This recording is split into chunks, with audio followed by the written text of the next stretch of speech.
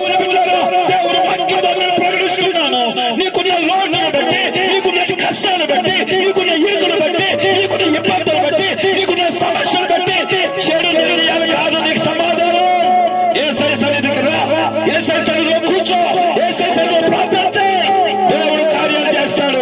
ఆ కార్యములు సఫలం చేసే దేవుడు నా యేసయ్య. చప్పట్లు నేను వైపులుతాను. హల్లెలూయా. గట్టిగా దేవునికి స్తోత్రం చెల్లిద్దాం. హల్లెలూయా. నా యేసయ్య సన్నిధికి ఆయన అంటున్నాడు, ప్రయాసపడి భారం మోసుకునే వాళ్ళారా, నా యొద్దకు రండి, నేను మీకు విశ్రాంతినిస్తాను. స్తోత్రం కలిగిన గాక. హల్లెలూయా.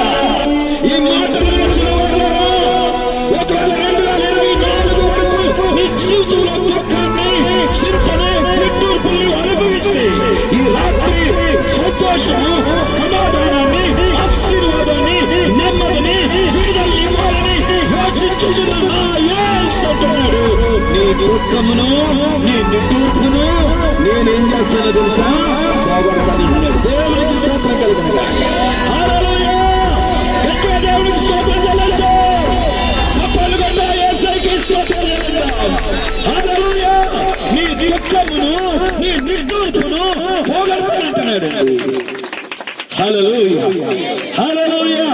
గనుక దేవుని బిడ్డలారా, దేవుని సన్నిధిలో ఉన్నట్టు వారులారా, ఈ రాత్రి నువ్వు ఏ ఇబ్బందితో, ఏ సమస్యతో నువ్వు నలుగుపోతున్నావు తెలియదు. ఇక్కడ కూర్చున్న వారులారా, లేక ఇక్కడికి రాకపోయినా ఈ మైక్ ద్వారా ఈ మాటలు వింటున్న గ్రామస్తులారా, నా యేసయ్య నిన్ను నన్ను ఈ సంవత్సరంలో ప్రవేశపెట్టింది ఎందుకో తెలుసా?